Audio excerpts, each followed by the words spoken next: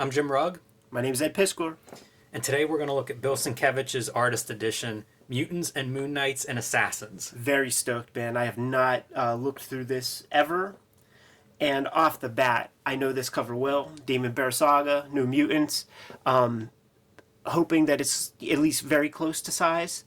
Seeing the kind of the brushstrokes, the technique, it really gets tightened up when it gets shrunk down. And I would never have thought that it was this kind of like all over the place. Yeah, when they start doing artist editions, Sienkiewicz was one that I was high on my list of hopeful. So I think this came out last year or something, and it's really great. We'll get into all of that, but pointing out this cover, Ed, those brush strokes, that size difference, to me, that's part of why I wanted a Bill Sienkiewicz one, is to see some of these illustration techniques that he brings to comics. Do you think this is like a black velvet, like painted onto a black? No, I don't think so. I think that there's probably some splatter, like if you look, there's certain like splatter effects, but I'm guessing, again, it's illustrative, and he's probably underpainting some things, which is my guess for like some of the color that you see here. Right. And then, like almost creating that background and then drawing on top of it. Because if you look, this color that's in the background appears to be similar to what we're seeing as it gets into the figures. So I'm guessing that's it. And it's not uncommon in a painting to do that, to build up sort of in these layers and to have like some kind of a base undercoat. So I'm guessing that's what that is. And the splatter could be from airbrushing, and it could even be from, like, I've seen airbrushing with markers, where like you really are like spraying out this almost physical tactile piece. And then I was looking at the white elements in this, and that looks like a colored pencil or a chalk or something. Yeah, Conte. so maybe he like airbrushed that top part to get it that it's a very uniform dark gradient, and then just busted on top of it, man, with crayons or whatever. With everything, because once you get into like there's some ink line, a lot of materials we're going to see, a lot of media on display in his work. But so excited. So good let's end get papers. into it, man. Real good end papers. That's amazing. I'd love to know how many times that is blown up. Yeah. It's so great to see it at that size, though, and it gives me ideas on my own drawing where, like, try blowing up some stuff. The cover for Aphrodisiac is blown up. Like, the original drawing is 2 inches or something. So, pretty great. But you do see him working with white on top of the black ink. Something that, pay attention as you get into the pages, because he does this stuff on a very small scale and really, really things that you don't see a lot. This is another example of the extreme blow up from the Daredevil, that Kingpin Love and Death graphic novel. Love and War Graphic novel. And very quickly, special thanks. There's a bunch of names in here. The name that I don't see is Kevin Eastman. And we had read that Kevin Eastman bought all of the Elektra Assassin artwork. And there's a lot of Elektra Assassin art in this book. So for that name not to be listed here, I don't know if he has sold it since whenever we read an interview with him saying that in the 90s, which obviously possible. But it's also possible he wanted everybody to forget that he's the owner of that stuff, and was like, you don't gotta put my name. It's all good. Yeah, could be either. I don't have that Words and Pictures Museum. I don't want people coming to the house looking for that stuff, because you gotta imagine those pages are worth a pretty penny. I think so. This is remarkable because if you see it in the book, it's so tiny.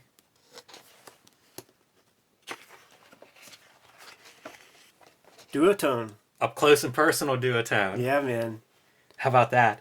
This is good for, we've talked about duotones so much on the show, and you can see kind of like the lines are visible, but not really until you put that solution on top of them to pull them out. But blown up at this size, you can see that, the lines showing. And you notice what you're seeing is the lower value. So there's like another set of lines that gets pulled out when you choose the dark developer. Right. And the light developer is like really corroded and because it's not archival. Not at all. You can see it so much, like where this solution is, and the dark parts have kind of faded away from it. And we own pages, Joe Vigil dog pages. When you flip it on the back, you just see things eating through the fucking paper. Very, very, very true. Good sample. Yeah, that shows you what we have to work with here. Good sample, man. Let's do this. I always think this New Mutants work has to be revolutionary whenever it's coming out. Like this is, the indicia on this title page is 1984. This is issue 18. I think that's his first issue on New Mutants. So this just seems, it seems remarkable to me now. 1984, this had to be mind-blowing. And one thing that I've learned is I think it was very mixed how it was received. Like now I think we look back and go, oh yeah, he's this master and bringing illustration in. I think at the time there was a contingency of fans that were like, no thank you. Yeah, yeah, and you know, we are cartoonists, and we're into that. Like, the average fan too probably isn't that into, you know, do you use all those messy lines and, you know, Yeah, for shit sure. like that. Yeah, I get that now. Love the line work. Perfect Very page. very unusual approach here to like a big illustration, and again see him drawing with white media a lot. The way that Chris Claremont described working with Sienkiewicz on this stuff and throughout any of their collaborations, he said what he liked about Sienkiewicz is that Bill draws subtext. So you never seen anything like this in any X-Men comic. Chris Claremont said whatever he said in his Marvel Method script, and then Bill's interpretation is this.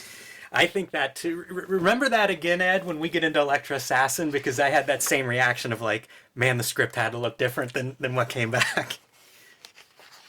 I also like how these pages are so weathered and yellowed, and you know, you see that age and that patina really makes for a nice artist edition. It feels like you're really seeing levels of work on these. Just the total, like, you know, disrespect from the printer of the artwork, man.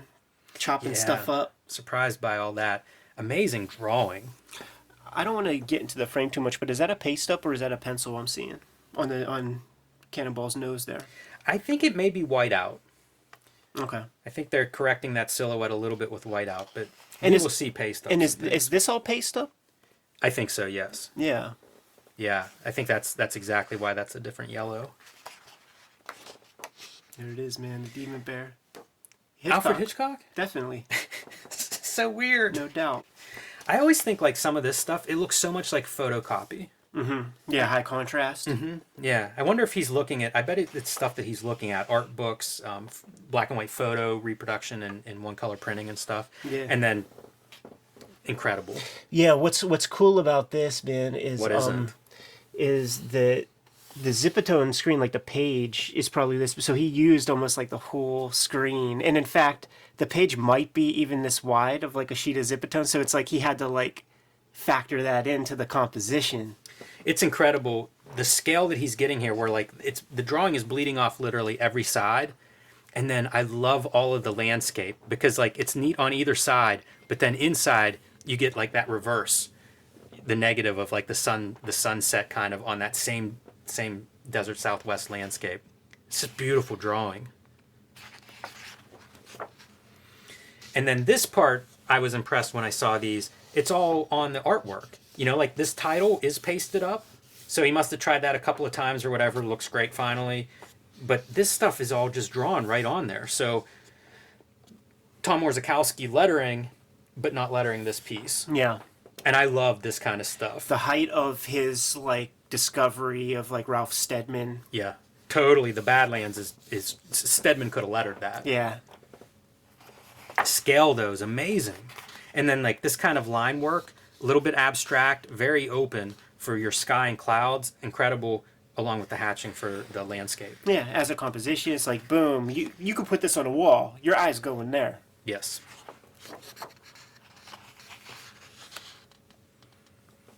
Little shades of Warlock. We're gonna see some amazing Warlock in this. That's awesome. Incredible abstract teeth.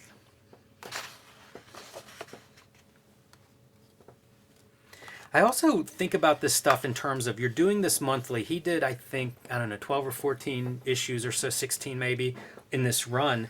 And it's like the scale of it, you know, it's mostly headshots and faces. You know, it's not, there's not too much heavy lifting in terms of like, oh, reference or rule out perspective.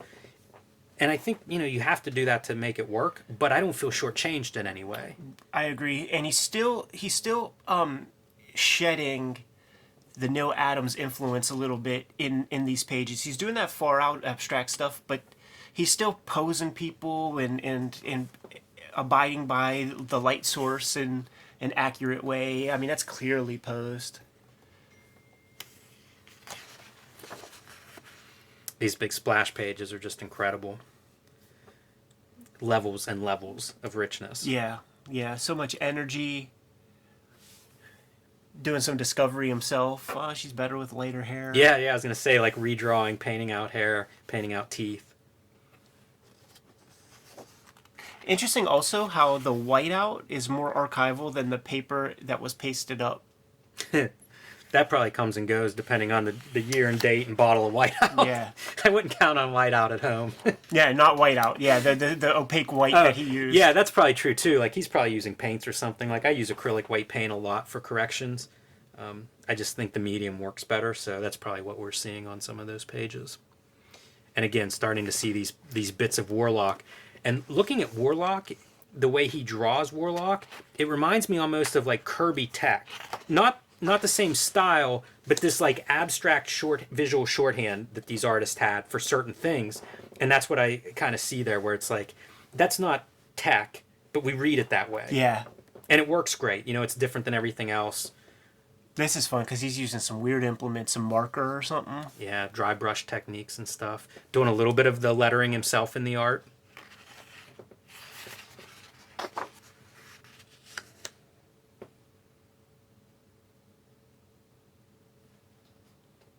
These are pretty interesting pages with this grid and large page panel count.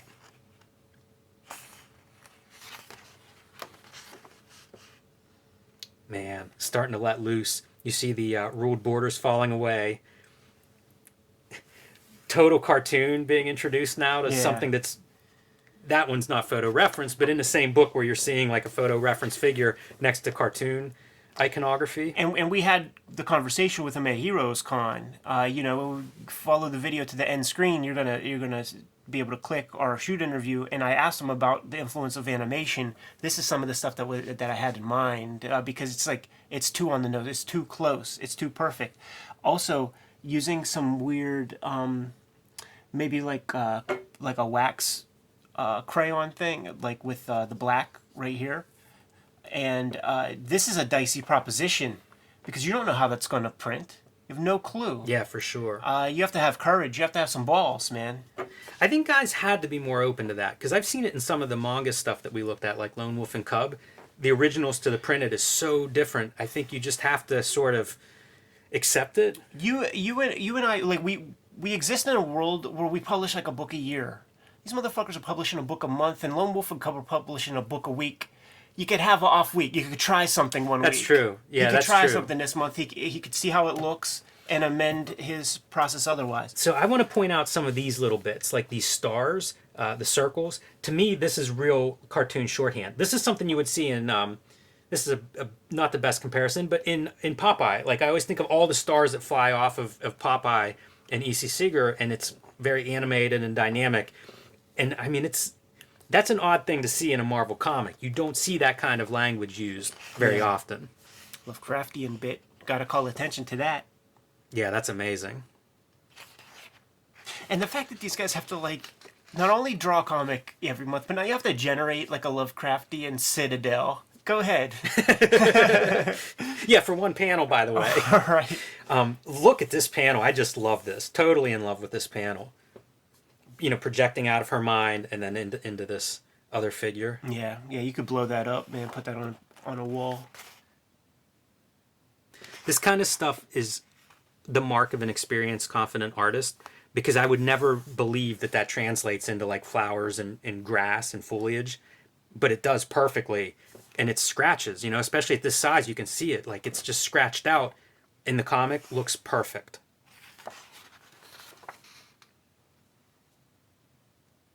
This kind of stuff too.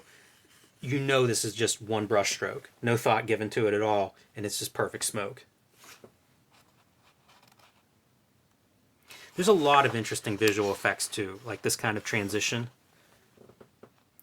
You just take it for granted. He's so good in so many facets, like that's an afterthought, but you still have to figure it out. Like how do these figures transition from this other world back? I always like seeing stats. Mm-hmm. And this is when you could eyeball something like this. It's no big deal. It's a character inside of a void. But if you wanted to be accurate, like that's where the reduction wheel comes in. You got to like learn that piece of voodoo. Oh, I'm so glad they have these 2-page spreads, man. This is like a Hugo Pratt amount of like brushwork and pen and ink work of like all of these background textures. This is very, very different than what we had been seeing too. Like some of these marks, I'm not sure what those are coming out of. They could be brush, they could be marker. But it feels like an experiment of like, how do we do, what can I draw with? How can I represent these different textures? And also the costumes look so great with the highlights in yellow. So they bleed in and out of the negative space with the dark parts. Visually very, very fun.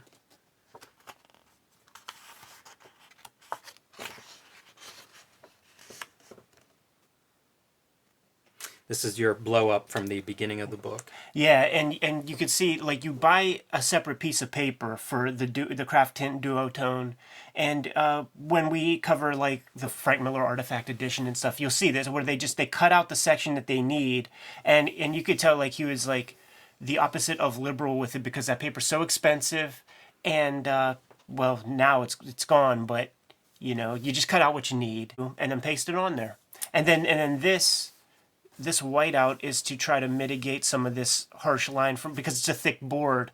So you want to try to basically create a smooth kind of slope so that when it's printed, you don't get this showing up.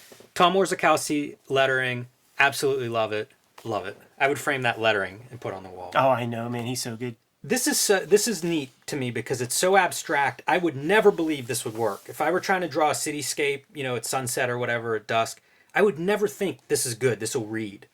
It's so abstract. These are just black rectangles. And again, shrink it down and put your night sky color on it and it's perfect. Jim, I'm transitioning into a phase of drawing more speedy and giving myself like very, very rigid deadlines with some hope that I make some discovery like this in a way, man, where it's like for shorthand, you do some things and then it's going to work sometimes. I'm in a bleeding edge phase where at a certain, there might be a little bit more wrong than is right, but I think I'm going to figure it out over time. Just let me do a couple 100 pages.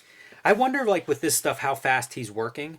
Because Sienkiewicz has inked a lot of stuff, and I do think he works fast, and it gives it a certain life. Yeah. And I wonder with this stuff, like, where he was at. Like, does he end up spending a bunch of time on layouts and compositions, and then you go in and ink very quick, and that gives you an energy and life?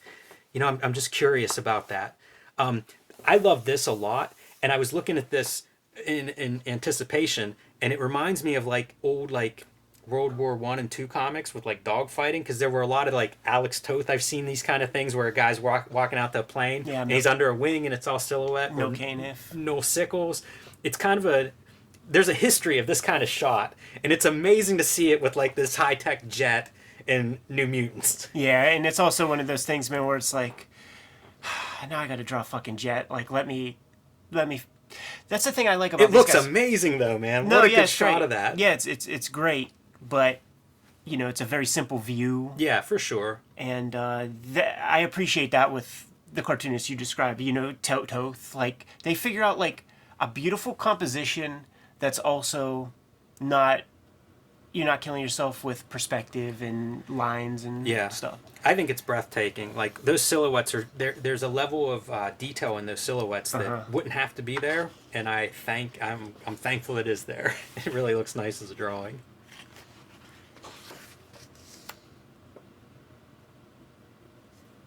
I'm not sure about why there's so much difference in page coloration, and I wonder if it has to do with storage. Yeah. If some of these were sold to collectors that really took care of them and kept them out of the light. And it could be variations in paper too. Certainly that's something that is a real thing. That's pretty radical drawing. Yeah, where do you begin? Like when he's planning that out, like how does that start? That one's really wild, and if you look closely, like that's another one. It's just a bizarre, strange drawing. There you go, Legion. And also repeating this image. Repeating the image, he found a use for that brick Zipatone that I have sitting in my box over there. I wonder how that printed. Yeah, I thought about bringing issues because there are so many pages in this book. I have them over there. That whenever I see it, that was my question: is like, how did this print? And you can see this whole page is a piece of duotone because he wanted to do this, what do you call it, like a flashback sequence or whatever. So he chose not to use the blue line paper. Really nice, cool layout there. Pretty interesting. Also cool that Orzechowski lettered on top of this, so he wasn't intimidated by the paper stock difference, because it is a different paper. Yeah, for sure. And I think if you look close, there's a little more bleeding in the lettering on that paper. Yeah, for sure. I like this, the gap between a row of panels. I tend not to do that, but I do think about it now and then. And sometimes people will have a wider gap, like vertically. So like this would be a wider gap, this would be a wider gap. And then the horizontal, it's less wide because you're reading. I think it's because you're supposed to keep your eye going in this direction. And so the gap is smaller. I assume that's why. But I do think you can do time and things and manipulate different time by playing with that composition and not taking those gutters for granted as like one size fits all. Agreed. Manga will play around with a lot of the gutter stuff. Like the brick texture too a lot. Some drawn, some with the duo shade, some in black. Nothing to it, but you know, it means a lot. It gives you that organic lived-in world kind of feeling. More the duo shade paper. Yeah, super fun, man. Really hard to lay that chemical down in a fluid kind of way. It, like, you know, just like a perfect wash. It was just such a corrosive, dirty, gross chemical that the second you put brush to paper, it just starts developing immediately, and it's hard to move around, and you can't add water. Looks like this is marker. A couple of these lines, at least. And even that whole Magneto, because it's like the Toth flare pen. yeah, you can see the color is going out. It's going purple at this point. I'm sure non-archival, that was always a big knock on markers, and so you see that in those images. Yeah, but for our purposes, like, you know, the comic is the thing, so it only needs to hold up long enough to get scanned. For sure. This panel is one that I will probably look at tonight in the printed form to compare and contrast. Boy, what a panel. What an amazing panel that is. Yeah, and that's one of those ones that I would feel like I'm not doing enough work on or something. But it's so great, like you have all these different layers of what's happening. You know, if I were drawing this, it'd be several panels. Right. Great panel variations and open panels. That's a relatively new concept for me, is that idea of open panels. Yeah, I'm playing with that a lot myself. And also, I'm playing with like I've used the grid for about my last 1,000 pages. So now I'm working, like, there are no panels the same size on the page. The grid giveth and the grid taketh away, right? See what you could do, man. Yeah, I've had some fun going back and forth with those. Great silhouettes. Sunspot. I always liked Sunspot's design. Yeah, man. He's like you know, he's negative space. Right. He's the other version of Zero. If you want to go simpler. That's true. Paste up lettering. It's a real approach of like building these. I always found that character a fun design. Reminds me of Strong Guy. Yeah, totally. And Strong Guy is invented in the pages of New Mutants here, so. Look at that. That's your close up from the end pages. So, you know, about that size blown up. Right. Man, he's really getting into his thing. So a nice piece of this artist edition is there's so much color work in it. As there should be. Yeah, for sure. Yeah, I was thinking you could do an entire issue that would just be his covers. I was also wondering, is he the best cover artist in American comics history? You start assembling them like the Real War Stories cover. Oh, yeah. Like, man, he's done some really good covers, and there's a wide variety of them. All right. Segueing into Moon Knight. Going back through time. I have that run. Yeah, it's an interesting run. He's on there. He probably does about 30 issues, I'd say. Yeah, and you really see him go from Neil Adams to Bill Sienkiewicz. Yeah. It's mostly on the covers, man. Like he's couple of the late issues, he starts to get pretty inventive. But yeah, there's some good work. And I mean, look, whenever he's doing a very Neil Adams inspired style, it's still good work. Oh, definitely. I had a Fantastic Four comic that he did way back in the day, man, and that was like, never even thought that I would be able to pronounce his name. So I, in my mind, would call him Bill S. with a long last name. You wonder if Moon Knight's even a character, if some other artist was connected to him in the beginning. Right. It's such a strong artist out of the gate for years. It really gives Moon Knight a certain momentum that if you don't have some interesting artist on there, I don't know. This is ballsy. Yeah, to use this zip, And whatever this is. Oh, this is totally. like that grease pencil, charcoal, some texture. Grease pencil. That's what I was thinking about, man. And also this is like he cuts Frisket, and he masks it off, and then does his splatter. Yeah. That's not a zip. Yeah, that's going for it for sure. Because you could see where he has to cut, like you see the razor, like the X-Acto lines. I was looking at this panel and thinking like, that's a pretty interesting choice. Because you have your ground plane. It's not like this is empty. Right. It's just extreme foreground. Yeah, snow.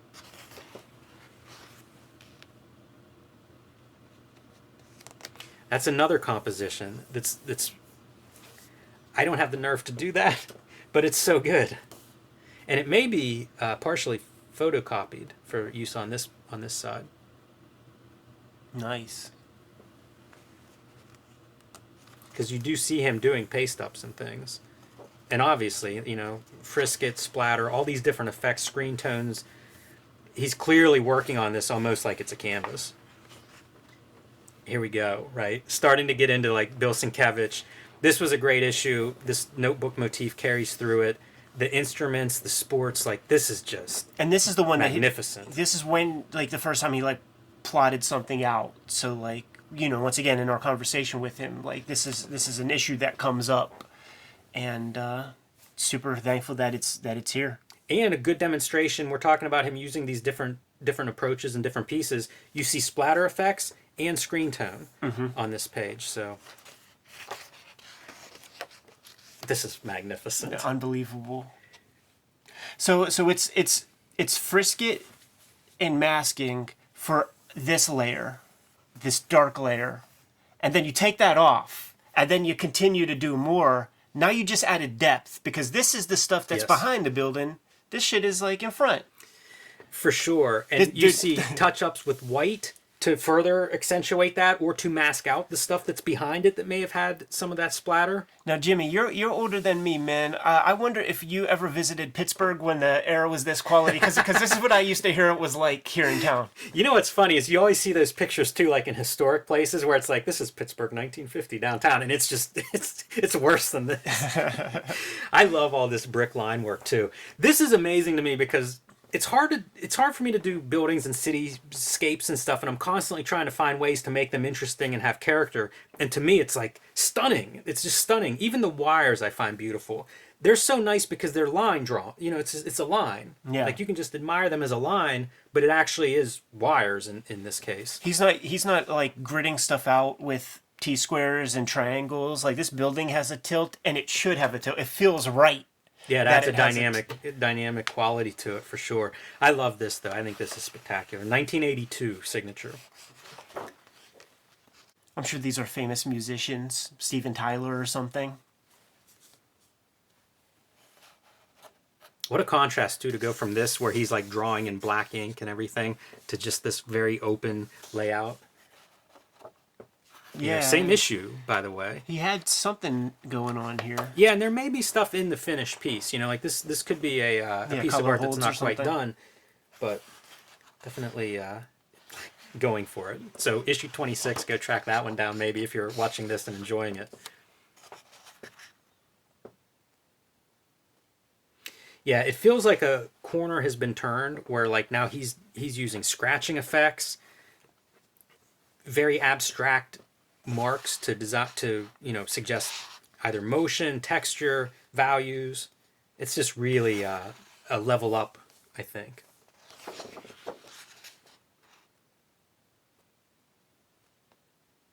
Man, it's just beautiful. That's amazing. And even stuff like having this black cone-headed guy, like with a black background, it's like you wouldn't think to do that, but he does it, and it works. Yeah. I always admire when people were able to do like a reflection, like a white wet reflection. So good, man. Those old time comic illustrators could do that, you know. Lee Elias, one of the best dudes at it. Boy, he's a great guy with the brush. I used to look at his original art on eBay. Who's that, Lee Elias? Lee Elias? Oh, yeah. Is this Frank Miller? Are they pencils? Or is that all Sienkiewicz? That is a good question. That feels like Miller to me. Totally looks like Miller. There should be an FM somewhere, right? I don't see signatures, but I think you're right. That has to be Frank Miller pencils. It might say that in the beginning of the book, too. Yeah. I was looking at this, and I wasn't sure what this is, if it might be from the Incredible Hulk magazine. They started doing weird stuff even in the comics. I guess it says Moon Knight 18 there. I was thinking, because I know that there were black and white Moon Knights that Sienkiewicz did in one of those magazines. I think it was the Hulk magazine. Whenever Moon Knight became, I don't know if it was always direct market or if it, like, at a later stage it became direct market. That's really when he started, like, fucking around. And probably because they were like, we're about to cancel this, man. And this is like, these are those kind of covers, man, where he would, like, be spattering with the white. Yeah, no outline around the white cape. And he would use that motif a lot, and it was very, very cool. Starting to get into his painting. You know, I confess to seeing the first versions of that in Wizard Magazine thumbnails, man, and I'm like, I got to get that comic, man. Very dramatic cover. So good on the covers. This is so Neil Adams-y to me. Yeah. Yeah, for sure, with that big foreground character, like you know this what, man? view. I bet you this is that. That's the Hulk, right? That's got to be what this is from. I think. 1987. And now, what we've all been waiting for. Yeah. Elektra Assassin. So this book reprints Elektra Assassin issue 1. It's in its entirety. So we're going to go through about 30 pages of this. And talk about, like, this is the showcase of, like, every technique that he knows. We're going to see it here. Look at how great the helicopter of the, you know, the palm tree, helicopter like a palm tree. And again, I say, like, what was in Miller's script whenever this shows up? Right. Because Miller in those interviews talks about when he got this art back, he just rewrote the book. You know something crazy? I've been meaning to talk to you, and we could have the conversation on the video. Looking through the old comics journals, he was mentioning and talking about, you know, the Elektra miniseries, and it was for Epic. So, like, Elektra is a Marvel character. He and Frank Miller own Garrett, and you did a Garrett comic that Marvel published, and I bet you there's not a copyright Frank Miller, Bill Sienkiewicz on the Garrett portion of that. So I'm saying Frank Miller and Bill, they might be able to get Marvel for some loot. I think they get Marvel for some loot regularly. I feel like they're earning royalties from them right now. It is funny though that's an oversight. Like if they would have known that before then, you would have had to draw Punisher. Two strikes on the you can draw anything you want.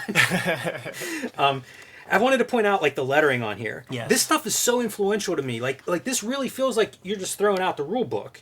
You know, like, he's lettering on the art, but then it's even bleeding off the art. It's not very legible. I don't know what is that ballpoint pen that he's lettering with? And then speaking of tools, you know, colored pencils or crayons, it is wild. Like, this is just no holds barred. The story that I would always hear is they didn't know how to pay for painted art at the time. Like, that wasn't set up. And so he got paid for coloring. He's not a jobber. Because anybody, like, a jobber would be like, well, okay, it's not cost effective for me to do this, man. I could color 10 pages of fucking Power Pack comics in a time that it takes me to do one page of this. So, you know, he gave a fuck. Pasting up little doilies and shit. Yeah, lace and patterns. What a contrast between these two sets of styles. And even that is not enough. He's taking a 9-panel grid, and even that he's twisting a panel to, like, further create whatever mood and effect he wants to have here. Yeah, and you would see this technique, this old illustrative technique, Collier's Magazine, man, old paperback book covers. I think I read a copy of Catcher in the Rye that had this kind of design motif. And like, I'm sure that's, like, a style. He's definitely referencing all kinds of, like, illustration, you know, background, history of illustration kind of stuff, for sure.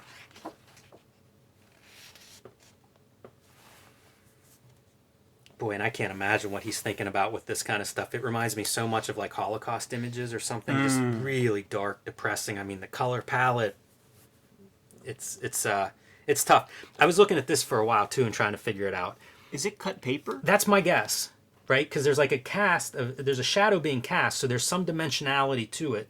And I think that's what it is. I think it's cut paper. It definitely is, man, because what we're seeing here is the boogers from paper cement, like rubber cement on the side. There's an eraser that a paper cement eraser that you put the stuff down and then you could, run it over and get the snots off. But you will almost always have like the little bit of snot like on the edges, and that's kind of like what we're looking at there. There's one color paper, but then he chooses to have the hands and feet be that same color, maybe knowing that there will be a little bit of a black. Yeah, because that's paper. That's not something missing. That's definitely not something missing. Good pose. Amanda Connor was a Kubert School student around this time, and the legend is that she posed for many of the shots for the Elektra character. Yeah, that is a good pose. That feels like very believable weight. Yeah, good drapery on the gear. This is more of that illustration style, Ed, that you were pointing out. Yeah. It is just, man, I would read this comic when I first got it. I got it early on, and I would read it and just puzzled. Yeah, it was try to decode, like, why are you doing this? Or... This was advanced comics, man. I got this pretty late, and I think I read the story once, so I would like to give it a reread. I'd love to do a reread on this. Talk about it on the channel for sure. Yeah, I've read it a couple of times. As I've gotten older, I've read it, and it's I get it. Like I understand more of what's happening because there's like multiple tracks of like different characters' internal monologues going on. Yeah, it really bent my head around when I was a kid trying to figure it out. And what a contrast style-wise, once again. Yeah, it's like flashback. He's creating his own language. Like flashback is this. These colors are for this sequence. Whenever the schizophrenic weirdo guy's doing something, that's another set of colors, another kind of panel. Yeah, these are uniform panels. The schizophrenic guy has wild looking. Huge use of art for reality, like breaking of reality. This is Elektra Lives Again. My bad. Like I was thinking of the Love and War. Gotcha. Right, but I mean it's a similar thing. Like she's going through stuff. This is a mental asylum, right? Yeah. And so, you see this like reality fragmenting in different ways, and the book deals with that. Like she's seeing visions of stuff. There are demons running around. It is definitely different versions of what we're experiencing and represented through this art. And then look, he does like a panel like that, and then he does like the homage to the Teenage Mutant Ninja Turtles.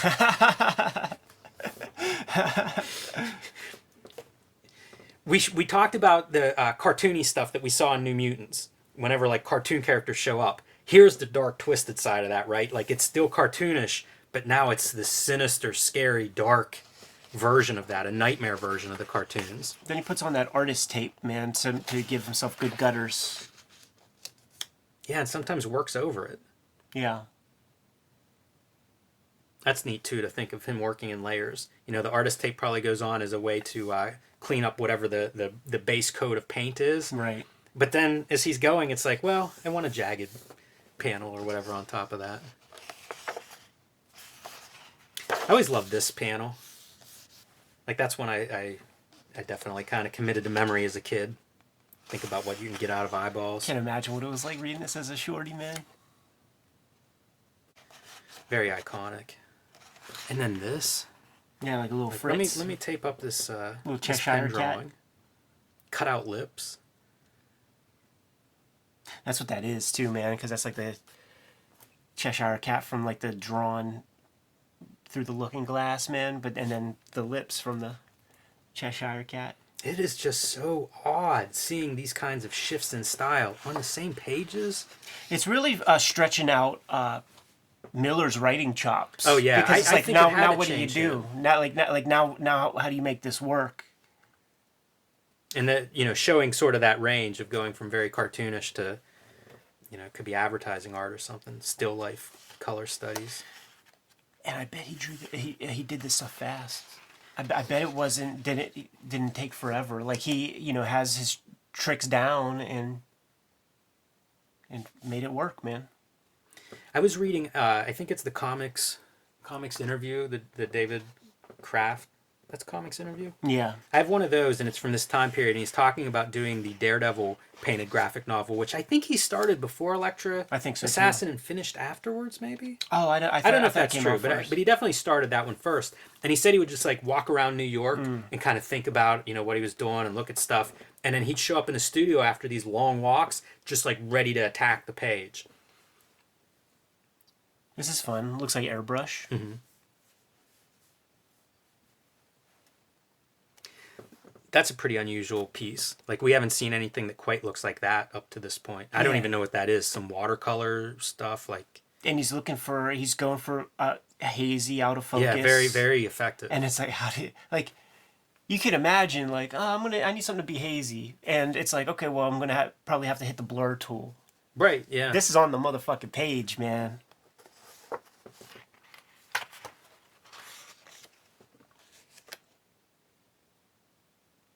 So simple. He does this a bunch where it's just super simple and it reads, but it is less than a cartoon even. Yeah, it's full language. You're just reading that. This is gorgeous too, like using that watercolor texture as your background, as your gradient background. It reads beautiful on the page. And this is like blue lined fucking paper. Like, like what happened to this paper? How do they stretch it out so that it could be photographed or whatever, man? Because it had to warp this stuff. Very true. I wonder if he was working on his own paper or something, because I don't see any, like... There's there's a blue line, but I don't know. Oh, yeah. There's this stuff. Yeah, you're right about that. But you know what I think? What you could do is you could spray adhere several boards on top of one another to just, like, create a very sturdy... Check this out. This is a panel, right? Like, all done up, and then cut apart. And then, like, staples. Those are staples that are sort of holding the pieces of that panel together. Wow. Who thinks of that? Yeah. I don't think that was in the script. Right. All right, Bill, paint this panel, then cut it up, and then staple it down on the page like you're barely holding it together. I'm glad you asked that Raw Magazine question, because there's that one cover that was all torn up and stuff. Yeah. And then also, like, he's William S. Burroughs, like, it's like, oh, well, this is comic book cut-ups. It's such a crazy, bold idea, though. Like, nothing I can think of in other comics that would be like, oh, he's probably looking at this guy. Right. This is fun to me. All the white space, and then it's like, this is what's drawn and painted, but it looks great. Really inventive graphic. Yeah, ninjas, man. Gotta love the ninjas and lions, petting a lion. Cartoonist and cats, right? These dudes are so 80s. I know. I love Garrett, man. What a great character. Yeah, real Bronson kind of character, man. And then this super top heavy. And this is like great hair. Whenever great mustache. Whenever Bill or Ted was in that one Death Wish movie. I forget which dude is which. The one who isn't Keanu. Alex Cox, right? Alex Winter. Alex Winter, yes. Shouts to Alex Cox, CBLDF. I think he actually works for IDW now. This was one of those images that I just loved. And it's like a sewing machine or something. Totally. It's cyberpunk. I mean, it's steampunk. These lines remind me a lot of like a Ralph Steadman. Very lively lines. Yeah, and then get that little spatter here and there to increase the Stedman energy. That really is like a old school stapler. I mean, a sewing machine. Yeah, it's bizarre. Anytime I see this, I think of like the Kirby tech, where it's just the weirdest assemblage of shapes and forms and things. And this might be the weirdest of them. And so, some random pages from the rest of Elektra Assassin. Like, what are these things supposed to be? They're hooded little blue skin, like they're Smurfs, but with hoods on. Take them off, and then they're the Cupid dolls from Dark Knight Returns. Like Really, really twisted. Miller would do that stuff, man. I'm convinced that this is your Sin City bed from the first Sin City. 100, and Miller was not designy in that kind of way, like before Sienkiewicz was added to the mixture, man. I bet you this stuff was just really changed Miller's headspace. It was, like getting this back and thinking like, what words do I put on this? Yeah. And it's magnificent. It's probably my favorite currently, probably my favorite Miller work, but it had to be like a lot of new ideas come out of this. Probably one of the great examples of collaborations where it's like, I'm going to bring some stuff and you bring your A game and we'll see what we can put together. Is this the first drawing of the Shield logo that gets restatted time and time again? Ah, that's what we need, man. Is there a Ken Wynn page on this motherfucker? I don't know if there is. Oh, there you go. Look at that drawing. That's almost like an animation cell. Strathmore 500 with the little stamp. Yeah. So he's even playing with different papers. That makes sense. Yeah. Know your tools, know your media. Yeah, like he's seven issues in at this point. Yeah, I can see that.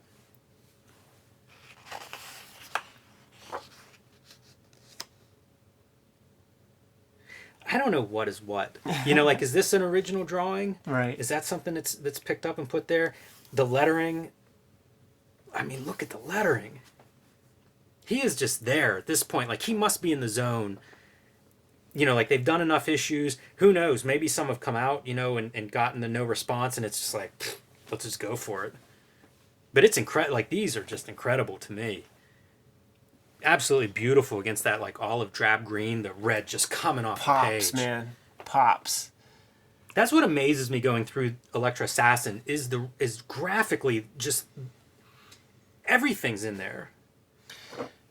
Jimmy, dude, like, since we started this channel, like, Just think you'd see this color? I've been introducing new stuff to my work and like new ideas and things. It's like, man, I need to play around with some color. Oh, colors! It has changed my life, and I feel like I haven't even scratched the surface. And I'm talking practical, like I'm talking like get dirty, lay down the little tarp, and fucking play around. Like, let's see what happens. Yeah, that blue just glows. And even this is like some kind of rag paper. You could see real close, and it has like a very specific tooth that we haven't seen yet. Yeah, and you can see if this were taped off, and it probably was, but the tape has been removed here. Yeah.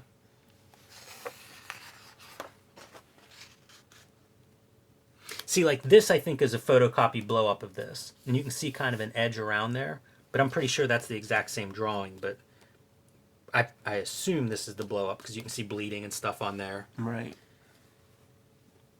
And then the iconic Elektra Assassin. This is Mobius's Elektra Assassin, I think, is... You can add this to your swipe file. Right. Because I think that comes out 2-3 years later. That's the iconic. That's the iconic right there, boy. Before I got the poster of this, I had considered like blowing this up and just doing a bootleg print of it.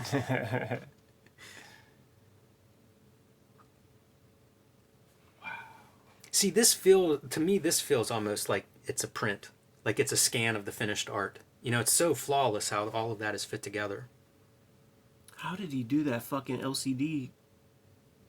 It has to be pasted up, right? You see nuance. This is the kind of thing, like, you can do that in ink or whatever with, like, put your highlighter color behind it and then ink it, and it's very believable, especially if you roll it out. So it's possible that's painted. Yeah, you see nuance in it. It's not a flat color. Unless he kayfabed it afterwards. I see a little splatter. Mm-hmm. That's wild shit, because it's perfect. Yeah. That's that thing, though, like, certain stuff lends itself to the illusion. And that's the kind of thing, like, you can do it. They're just dashes. So, if you have it ruled out so that they are mostly straight and in line, It is a kayfabe one. You know, like it's one that's very believable. Get that nice bright paint. It's amazing, man.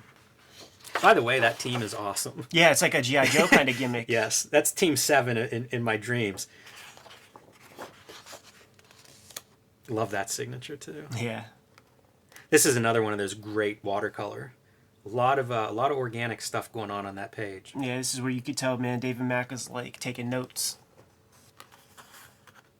1999, by the way. That's him coming back to the character. This is a cover on. I think this is the Amazing Heroes cover. I think. Man, he did the rounds of all those. You know, like there's a Comics Journal, Elektra cover, the Comics Interview, and Amazing Heroes. I think this is Amazing Heroes. And by the way, I was so glad to hear that he posed somebody out for certain things, man, Right. because of like, that's hard to come up with. Like, Yeah, out the of light your on the head. jawline. Yeah. That's real hard. You can't come up with that on your own. I absolutely love this drawing though, because it's that negative space where the hair makes up the line. Yeah, he's so good for that. This is pretty fun. 2003. And then I think this is the last piece of. There might be some covers after this, but this is the Daredevil Love and War. Oh, great. So Great. a couple pages from that. I really enjoy this. I do too. Very tight, the art in this compared to like the Elektra stuff. Yeah. Yeah, he had to get Marvel comfortable with the idea first, man. And then you go crazy. Make a hit, and they can't say nothing.